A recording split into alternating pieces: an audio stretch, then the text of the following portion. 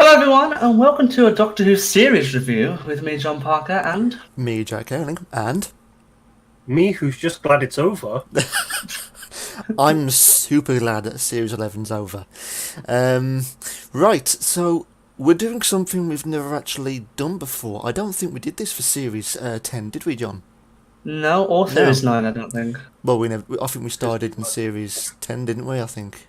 Oh, yeah. Yeah. Well, there you So, go. we are doing the Series 11 overall review. So, we're going to give some points, mainly about different factors in the whole series. And then towards the end, before we give our expectations on Series 12, we will talk about the actual ranking that we've given for each episode in our order from best to worst. Which we should probably put in the description as well, because we'll probably do them so quickly that nobody will fucking understand. Yeah, so indeed we shall. So, to begin, our first point, the main important factors of all for Series 11, Jodie Whittaker and Chris Chibnall. So, first of all, Jodie Whittaker as the Doctor. Her performance, character development, acting progression of the whole series. What do we think of that overall? Good. Good. Yeah. Yeah. She was good. I think her acting, she's a good actor. She knows how to act. Mm-hmm. That was never the problem, really. She was acting how she was told to act, really. Yeah. Which is certainly true. I do honestly think that she's done a pretty good job as the Doctor. I did say that from day one. Of course, when this whole thing was announced back whenever it was announced, there were people who thought that it was never going to be the same again, etc., etc., etc. I'll admit I wasn't too sure, because obviously it's been 50 years and that kind of a change. Well, it's brand new, isn't it? And no one really had any idea in their right mind as to what was going to happen. Yes, I wasn't too chuffed, but at the same time, we all ploughed through the entire series, and of course, as we found out, Jodie Whittaker was never ever the problem. The problem, which I think we can all agree with, is Chris Chibnall's writing overall. How do we feel for that? He's not very good at sci-fi. Well, it's not just so much his writing, I think, because obviously he is also showrunner, executive producer. He's got a lot of responsibility. Control. Yeah, a lot of control and a lot of responsibility for the series. How do we think he executed that role? I don't think he really did as well as what we've seen in the past. Mm-hmm. Which, given how everybody, and I mean everybody, hated Moffat by the end of Series 10 and was overjoyed that he was gone, I've never missed the man more. Yeah. I think that's because of the fact that Stephen Moffat actually knew what he was doing with sci-fi. Mm-hmm. So even though his stories became repetitive and you could see patterns that were getting really boring, and also he did add a little bit of a childish feel to the series, it still was Doctor Who at the end of the day. With Chibnall, he's made it become even more childish to the point now where it feels like it should be on CBeebies, and removed some of the sci-fi aspects of it. It's become too much drama, not enough sci-fi, and I think that is the main problem there. Chibnall's too serious with it, but at the same time has made it too childlike. So it's creating a weak feeling to it. I think that's the main issue there. Yeah. I mean, so what do you think to some of Chris's choices for co-writers? So obviously we've had one or two episodes. No, actually we've had quite a few episodes where we've had different writers.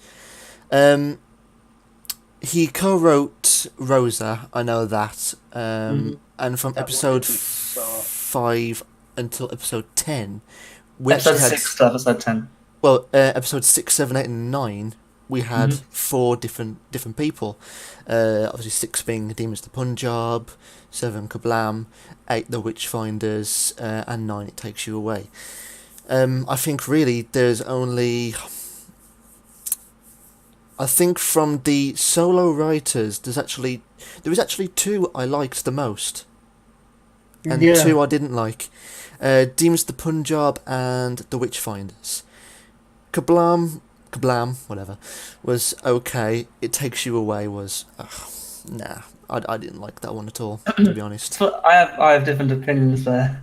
Yeah, go ahead. I think Mallory Blackman's work on Rosa was very nice. I like that episode. No, 3 was good. Vinay Patel writing Demons of the Punjab, again, I liked that episode. It was very educational. I did not know about that at all, so that was good. Kablam, I loved Kablam because it was finally an episode for me that actually felt Doctor Who-esque.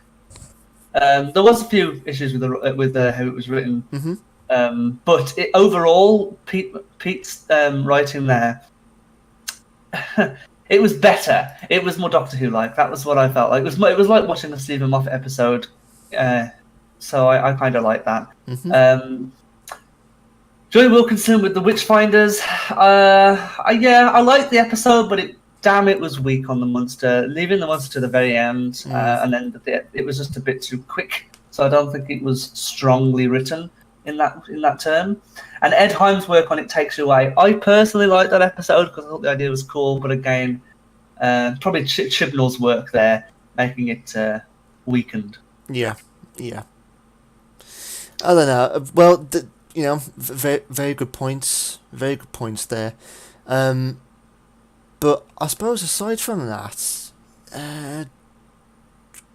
2 of Chris's were probably the worst. The Saranga Conundrum, the bloody Pating, and Arachnids in the UK, which I just found bland and dull. Yes, I like the Arachnids one. I thought it was quite scary. It did have a... It was okay as a concept, but I feel like because we had so many stories that were based on Earth or Earth history, like they could have had that as an episode on another planet, and then saved that episode for another series with not so many Earthbound episodes. Yeah. Well, I mean, I actually quite liked the Earthbound episodes. When I say that, I mean the history ones. As I said, Demons of the Punjab and the Witchfinders. They were great. Cause I love when we go back in time to, especially those kind of eras. Present day stuff. I'm okay with present day stuff. That's not too bad if it's done correctly. Arachnids in the UK wasn't. Of course, The Woman Who Fell to Earth was a different concept, because obviously it was the start of Series 11, the start of a new Doctor, and the start of a slight series arc as well, which we'll get into in a moment, but the rest, but no. So... But it's funny though, there is one more point about writing.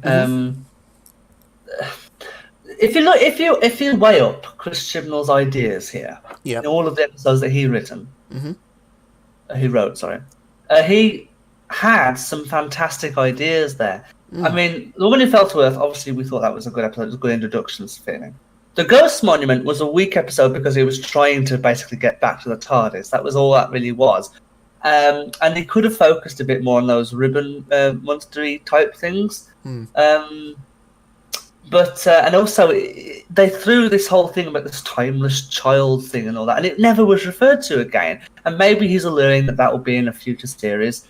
We might see that in series 12, which we've got a problem with. But the fact that it was brought up and then never thought again was a weak thing. Yeah. And he has some fantastic ideas scattered throughout those episodes, and I think that he can write. It's just, I don't know what went wrong with the execution, but it's almost as if he rushed it. Yeah. I think that they rushed the writing part and they focused too much on the production and post-production parts. Yeah. And I think that's the main issue here. I agree. I do agree. So yeah, that's our first point pretty much sorted, unless anyone's got anything else to add to the writing part. No. No? Don't think so. No? So, number 2, the companions. First of all, Boy. Bradley Walsh's character, Graham. Very good. Very good, yeah.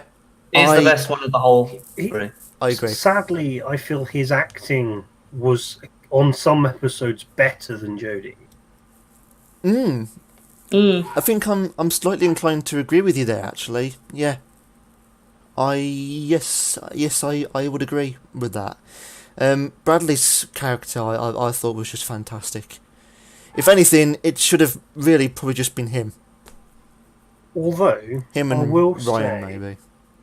This is a point specific to one episode. Mm-hmm. I hated the way that he was made out to be a dick in the last episode. With the whole, I'm going to get revenge on this person, Doc. And it's like, the only decent character. Well, granted, that's technically how even the best of characters would act, though. I mean... Oh, yeah. Oh, yeah, but... You know, so... It seemed out of character to me. Because he'd been chill for the rest of the series. But you have to admit, the way he carried it out, though, as an actor, wasn't very bad at all. It seemed quite good. And by the way, may I just say, a lot of people, I think including you, Cody, had doubts that this comedian would pass off doing a serious role. Oh, yeah. And I did say to you, he has done serious before, and as you've seen in this series, he's flipping good at it. Yeah. Yeah. I mean, because obviously we know his background, the chase, and That's all I knew. it's yeah, me too. And it was the only thing when I looked at him, that's all I could see, the chase, just over and over again. But now looking at Bradley Walsh, I can see a man with many possibilities and different skill sets. Yes, talents and skill sets. So, and we even saw that in Kablam with. At the very start, when they get the help message. No, not that. So I was referring to... Oh, what's his name? One moment. Lee Mack. Yeah. No, Lee Mack's a comedian. And he's only been known as pulling jokes and all that. And yes, they did put a little tiny bit of that little humorous aspect to his character. But again, that was a serious role. So comedians can do serious most of the time. So it's a good indicator there that I think Bradley Walsh's character was the most fleshed out. I think out of all of them. Yeah. Agreed. So Bradley Walsh, Graham, brilliant. Tosin Cole, Ryan, not very good. No. Yeah, there were times when Ryan did have a decent sense of humour with him. Literally, and there were parts where I did sometimes chuckle at some of the things he just came out with, but there were times where I'm like, Christ, you're dull. You are so dull. Just move on. If you listen to, I mean, there's nothing wrong with him. It's just the way he pronounces words. It doesn't. You're supposed to be able to talk as I'm talking now. There's emotion in the voice. That you've got a lot of modulation in how you say words, and all the actors can do that. But for some reason, Tosin didn't do that with. I mean, I don't know whether that's just how he speaks. It might just be how he speaks, but it didn't. It wasn't. It didn't seem like that was supposed to be how he was supposed to act. There was no emotion in his voice sometimes, or when there was emotion, it was the wrong emotion. Or at least that's what it came across as. Yeah. I mean, I know that when the script's being written and the characters, the characters' biographies, if people still do that these days, write character biographies, they describe their personalities. But I know for a fact it is more for the actor to bring that to life, because you can only put so much on pen and paper.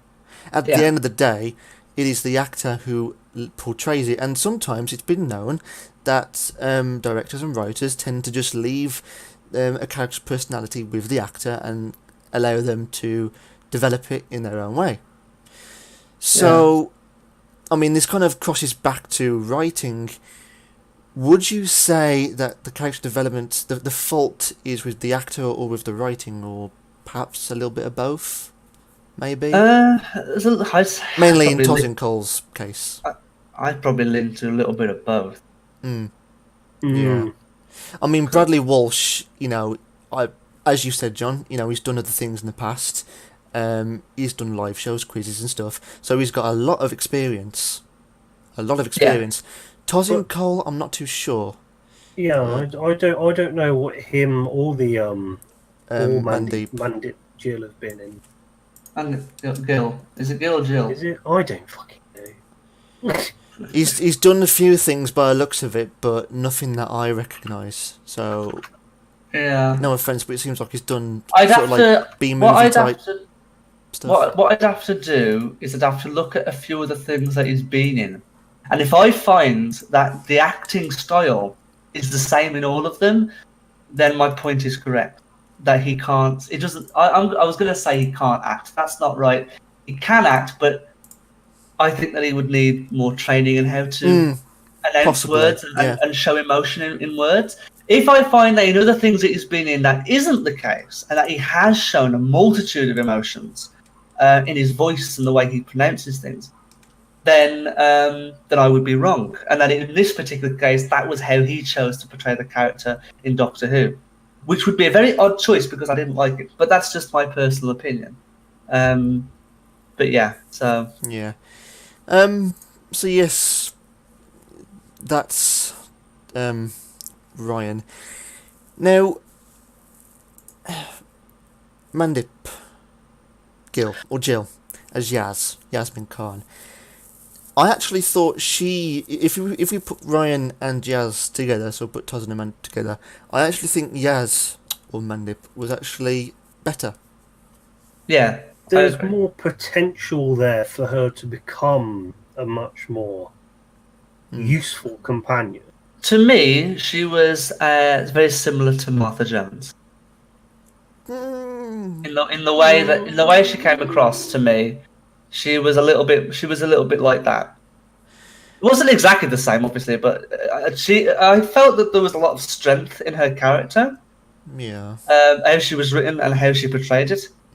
That's She was written to do a few daft things as a character. She did some, like asking to go and see her nanny and stuff. When technically that would have been the Doctor shouldn't have allowed that, really, in my opinion. But there we go. At least by being involved, they actually they shouldn't have got involved. Technically, if they never got involved, it wouldn't have changed anything anyway. But anyway, but that was pure selfishness of her character, and I think that kind of makes her character seem a bit, maybe. personally. But then, if you want to weigh that out, if you give someone time travel, then they're going to have the undeniable urge to want to, go see past relatives or. Well, I say that's selfish. The Doctor's like, "Oh, we shouldn't mess about," and then she goes ahead and does it anyway. So, there you go. Yeah. Just kind of throws a spanner in the works there a little bit, doesn't it? So. Yeah. But no, would you say that her character's developed pretty decently over the course of the series? It's got better. Yeah. Yeah. Although, this is just personally speaking, and this kind of goes back to Ryan as well. Yeah. I liked the relationship between Bradley and Tosin on screen. Yeah. But what they could have done is not have Ryan in it at all. Have it so Bradley was Yasmin's grandfather. Yeah, true. And have those two bond on screen. So it's not as big. That's one less person that you've got to bother writing for. And we might have more chance for all three characters to develop instead of just two of them. Yeah, that's pretty good actually. I mean, I feel bad in criticizing Ryan's character there. but Yeah, it is what it is, I guess. Maybe it'll flesh out. Maybe in series 12 it'll be. Yeah, I mean, we can be hopeful for the next series that maybe it was just that this one everyone needed to work out what the fuck was going on. Yeah, probably. Yeah, it was a massive shift in yeah. You know. Yeah. So, villains. The series arc bad guy. Now, we did kind of have a bit of a series arc, didn't we? Man. Yeah. The Stenza thing. Tim That's Shaw. the one. Tim Tim Shaw or Sim Shaw. Yeah, I've just looked his name up and it's TZIM hyphen Sim. SHA. Sim. But they definitely said Tim Shaw, didn't they? No, it's Sim Shaw. But it's Well, also not Tim Shaw. he said something, but like she took it as Tim Shaw. I suppose you put the Sheffield accent on there. You know, you might. Tim Shaw. Tim Shaw. Tim Shaw. You Tim Shaw. Tim Shaw. So, what did we Tim think Shaw. of Tim Shaw or Tim Shaw, whatever? What did we I think think of they were him? interesting. But funnily a fact, I think that he was the strongest villain in the entire series. Yeah, Well, he also wasn't a white man. Yeah. yeah, I suppose so. An alien whose technology was pretty decent as well. Yeah, apparently the Stenza technology is on par with flipping Dalek technology because the Doctor couldn't understand it properly. Yeah. I mean, the Stenza tech was wrapped around the whole, you know, those two creators, their what they built, their home. So I suppose it kind of enhanced it even more, which makes a single alien pretty damn powerful. And the things with Tim Shaw is that there was quite a menacing behaviour to him, but you know he was quite an intelligent being at the same time as well. So I think, yes, I agree, him as the series villain was probably the best. Can I just make a point that I've just found out? Cody, you know how you said he wasn't a white man? He was played by Samuel Oatley, who is a white man.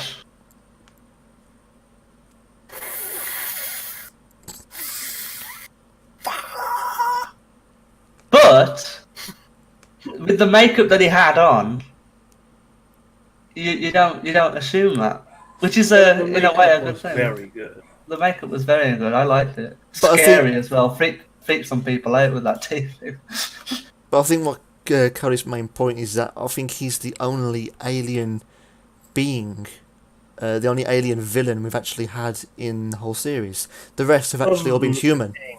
And the thing in the Witchfinders. Yeah. No, true. Actually, here's an interesting point. I didn't mention this. In the Witchfinders, that was the first villain we had that was a female. Actually. Was it? Am I wrong? I think you're No, right. that's right. Yeah. Well, Okay. technically, because it was, but it wasn't. What do you mean? Yeah, no, technically, there was only a white guy villain in Kablam and Arachnids in the UK and Rosa. I think in the rest of the episodes, it wasn't a white guy that was the villain. Because there was aliens, and then there was the demons of the Punjab, where it was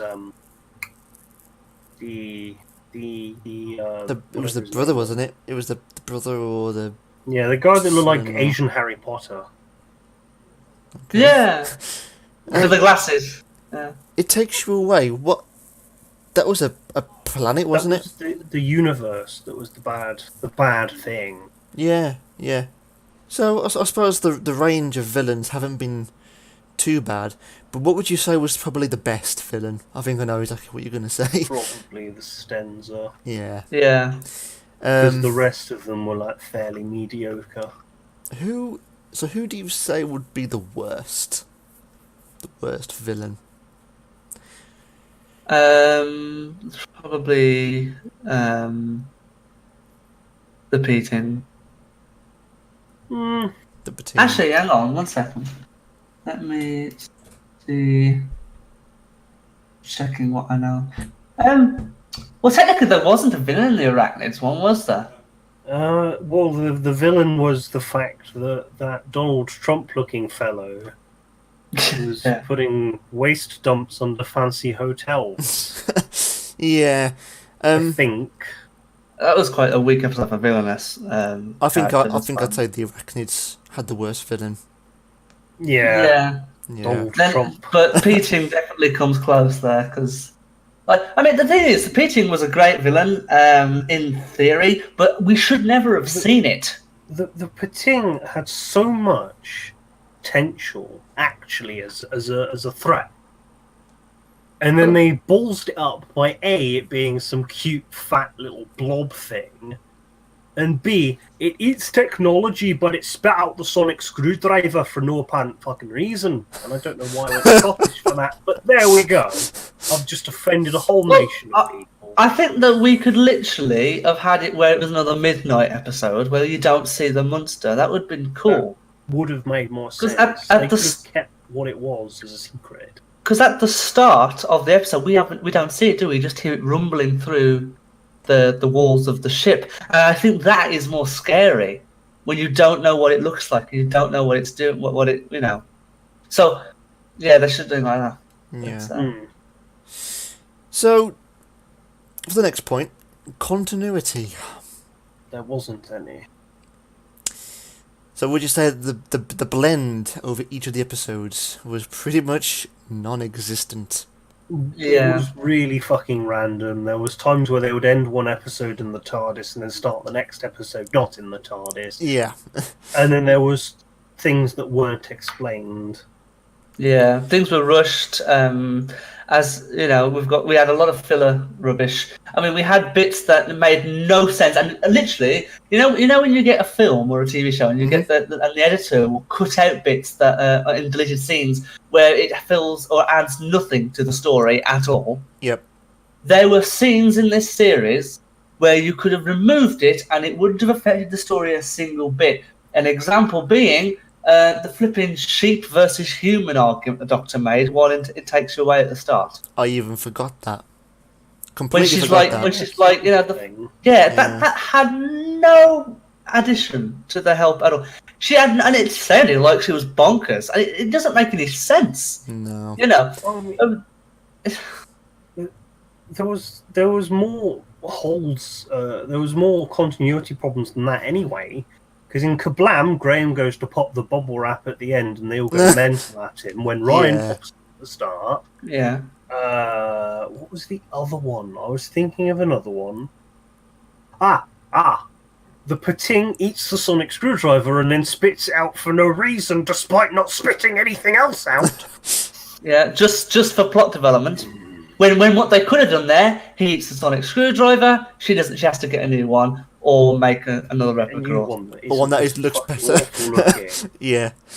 But I have to admit, as we've said, the plot holes and the fillers, I think that's the main thing that's kind of made me lose interest in the show overall. Because it's like, it became more or less like a chore to go through each next episode. One after the other. Like halfway through, it was like, oh Christ, it's back on this Sunday, ain't it? the mere fact that we as viewers could probably write a better series is a bad sign. I mean, if you look at the Stench, right, you've got the Stench and the Woman Who Fell to Earth. In the Ghost Monument, you've got information about this timeless child thing. I was really interested in that. I was like, ooh, we're going to see stuff about that. And then they just dropped it. What it should have done is throughout each of the episodes, they should have built up a finale that explained everything, or at least pushed it over the edge for series 12.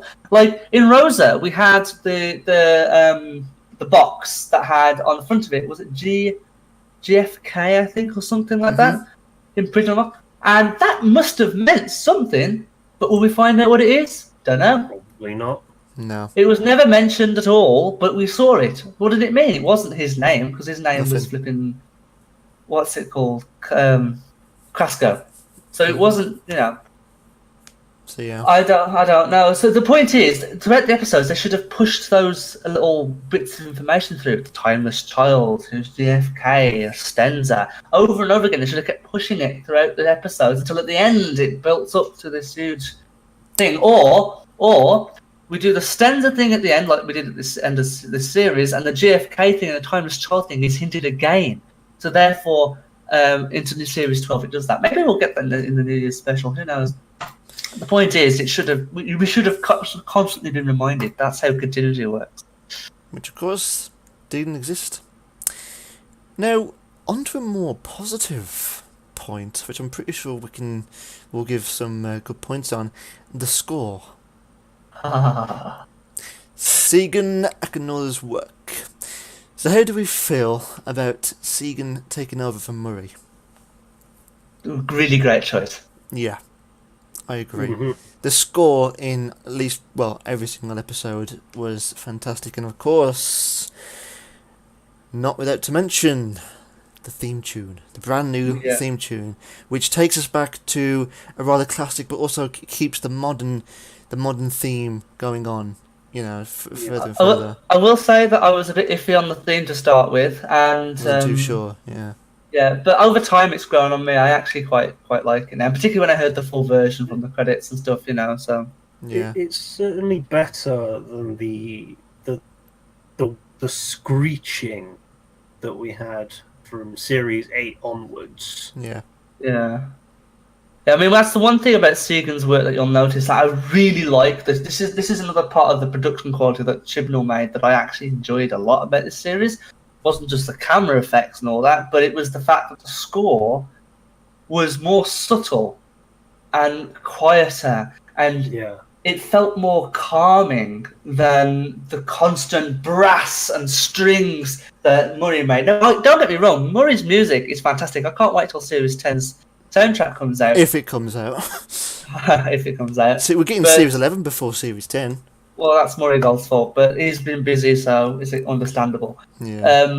But Segan's work of keeping it quiet and constantly on suspense, with the main important bits coming out whenever it was needed, like action scenes, I think that was fantastic. And luckily, on the 11th of January 2019, we'll be able to access all those delicious goodies. And we've already got access to the 13th theme now, and that's a great piece of music with that opera sound to it. So it's definitely something to look forward to.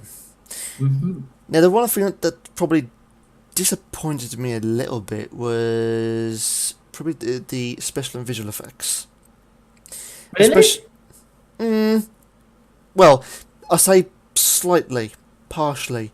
Some of the space scenes we had were freaking gorgeous. Mm-hmm. Bloody beautiful. But there were little things. Little things, because you've got these big space scenes, these full view scenes. But things like, John, as you noticed and you rectified, the lantern on the exterior. What's with that? Inconsistency there a little bit, weren't there? Because at the start we saw that the lamp did flash. It did glow very, very weakly in certain parts. Yeah. Which in real life is correct. If you took on a bright summer's day, or a winter's day, if you took a lantern that has a blue LED in it and you make it flash on and off slowly, you will get a weak effect because obviously the sunlight will bleed that out. Yep. But what we had is throughout the episodes, eventually, it was almost as if the visual effects department said, well, it doesn't need to flash. And they took it away completely.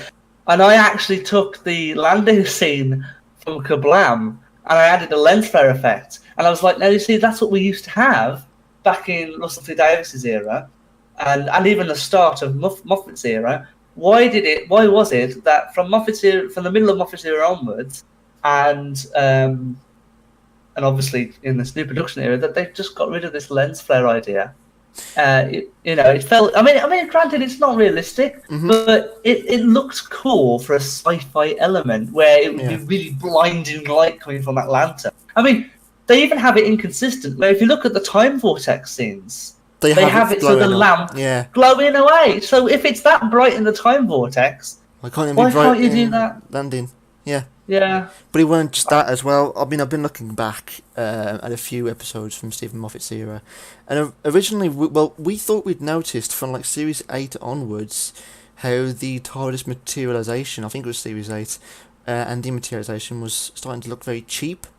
Yeah. But from Series 5, 6 and 7, and of course through Russell T Davies's era as well, we had the 3D effect. So we could see through the exterior when it was taking off and landing.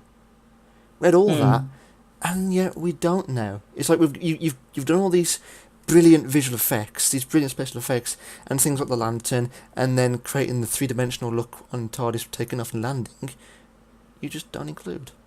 So yeah, it's probably because the budget went down, but then the budget's gone back up again for this series. They did try. They did try. But no, I do wish that they'd done a bit more on the lantern. I mean, it's a small thing. The rest of the visual effects actually on this series were pretty good. I think that they did get quite a good work on the one thing I did notice was the ship scene from Ghost Monument. The big thing, the big claw coming out. You could tell that was just an image they zoomed in on. So that was quite weak. They just had the lighting to make it look realistic. A bit cheap. But no. I mean, there's good visual effects. The rock part on the finale was a little bit weak. They hadn't got the lighting right on some of the rock pieces, so it looked like it was too bright. But the overall, it looks like it more better on budget, I think. Yeah. So, now that we've literally given everything for Series 11, our overall final verdicts out of 10. We'll discuss in a moment our ranking of each of the episodes in a second, but an overall an overall score out of 10 for Series 11. John, what would you give? This is hard. With everything that we've just talked about, give yourself a moment. Take a moment. Take a breather. And then think of that nice number. And then think of that nice round number. Or if you want, those nice 2 numbers, 2 digits. So overall, I'm a visual effects guy myself, and I prefer visual effects over the writing sometimes. But the writing can make me bored, so I do take it into account. And obviously, with this overall series, I do want to give an actual number that does incorporate all that negativity that I did actually feel myself. And I do agree, Jack, it did feel like a chore. Yeah. So, overall, I will say that I think that this series is a slightly bumped up from the middle. Yep. Just to give the visual effects and production quality that little kick, because I do like that a lot. But everything else dragged it down. So I'm going to give it a 6 out of 10. Yeah. Oh, I was thinking that. But more importantly, Cody. Oh dear. This is going to be good. I just know it. I can feel it in my bones. No, to be honest, right, this is going to be the least offensive thing I've said. Yep. I see that there was good points, and because actually I've got 5 episodes that were okay and 5 that were kind of crap. Yep. Plus the visual stuff was all okay. I'm giving it a 6 out of 10. Yeah. I think I totally agree with both of you. Even before, John, you gave your verdict, I was thinking 6. Yeah. Yeah. I don't think I can go either higher or lower. For me, it is definitely a 6. It's just that when something makes you feel like you're doing a chore, that is not good for anything. You're watching a film, you walk out and you complain and you get your money back, although I don't think that actually works. But you know what I mean? It's not how it's supposed to happen. And of course, with a film, what gets impacted? Box office, not box office, but proper ratings. With the BBC, that's a different matter because, they're more like, I wouldn't say TV gods, it's a bit extreme, but you know what I mean? They can do pretty much whatever they like. For a TV show to get cancelled on the BBC, EastEnders and Emmerdale are still bloody going on, so that's kind of proof, ain't it, that Doctor Who's not really going to go anywhere anytime soon. They probably get more viewers than Doctor Who. Probably, yeah. It wouldn't surprise me if they did. So for me, yeah, I'm going with a 6, 100%. 6 out of 10, 100%. So, obviously, we're given our score for Series 11. Now, our ranking for the episodes from best to worst. John, so starting from the best, going to the worst. Just give us the names of the episodes. So, if I just pull it up. So, yeah, I gave the, in order, the introduction and finale first. Yep. So, The Woman Who Fell to Earth and The Battle of Ranskoor of Carlos. Then I went with Kablam because it was a sci-fi-esque episode. Yep. Then I gave It Takes You Away because I really liked the universe idea. Mm-hmm. Rosa, because very good educational episode, very well written. Straight after that, Dims of the Punjab, because again, good educational episode there. Then we had Arachnids in the UK, because it had some good graphic effects and was a little bit scary. 8, The Witchfinders, because a bit of a weak monster there, but overall, interesting idea, I suppose. Terran Conundrum after that, because, well, it's quite weak in general. And then the last episode, the worst episode I'm going to rank, is The Ghost Monument, because it was a filler, effectively, for the TARDIS to come back. There you go. Okay. Cody, your rankings. Well, my first 2 are the same as John's, because I think The Woman That Fell to Earth and the Battle of Ranskoor av Kolos were the 2 best, just in general, of this series. Agreed. And then Rosa flipped off the camera. Let's not do that. Rosa and I actually liked the Ghost Monuments. That's what I have after that. Oh. And then my number 5th top is Demons of the Punjab, because whilst originally my score that I gave it was kind of terrible, actually, realistically, it wasn't a completely crap episode, given what the rest of the series was. Yeah. And then after that, I have The Witchfinders, Arachnids in the UK, and I'm referencing my list and then reading the episode names. Taking so long. And then It Takes You Away. I think, did I say that one? No, I did. And then the Pating one, because I'm not reading out the name. And 7, Kablam. Because honestly, I thought even the Pating was better than Space Amazon, because at least there was a villain. That's fair enough. I don't think there was a villain, because the guy killed people. That's what I'm saying. No, there was a villain that was actually like somewhat useful in the Pating. That's my opinion, anyway. Yeah, no, that is fine. It's not surprising, really, because my first 2 are The Woman Who Fell to Earth and The Battle of Ranskoor av Kolos.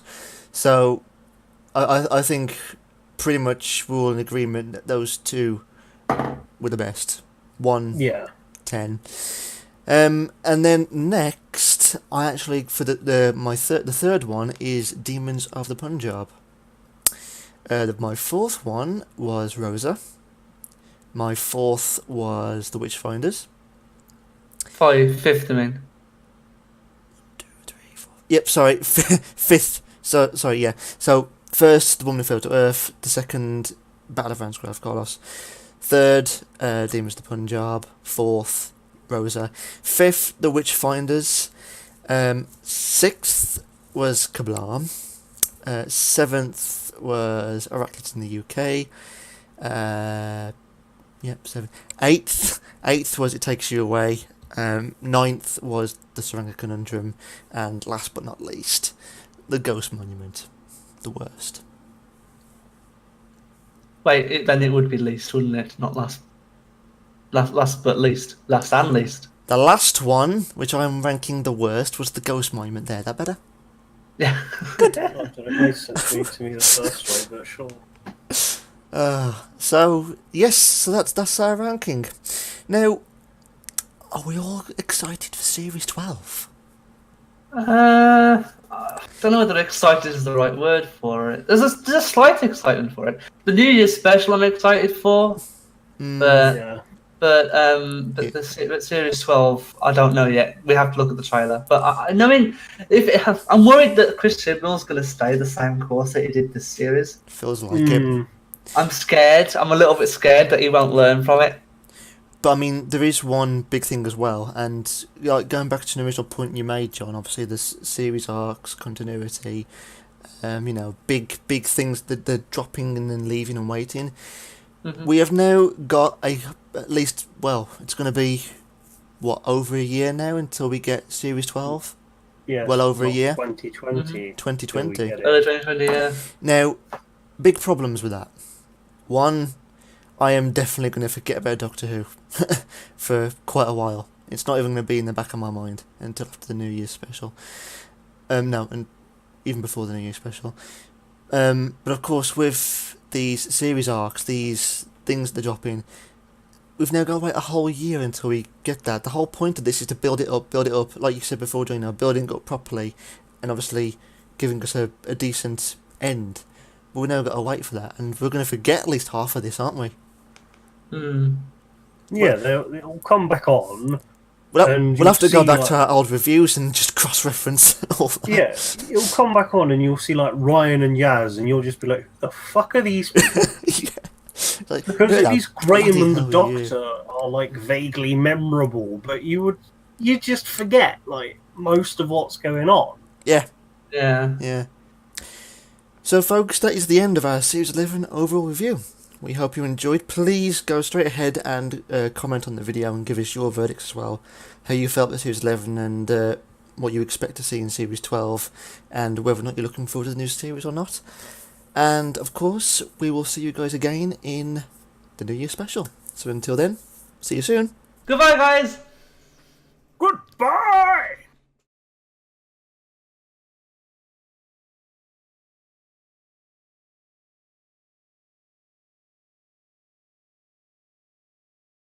Thank you folks for watching. If you enjoyed, do please leave a like or comment below on this video.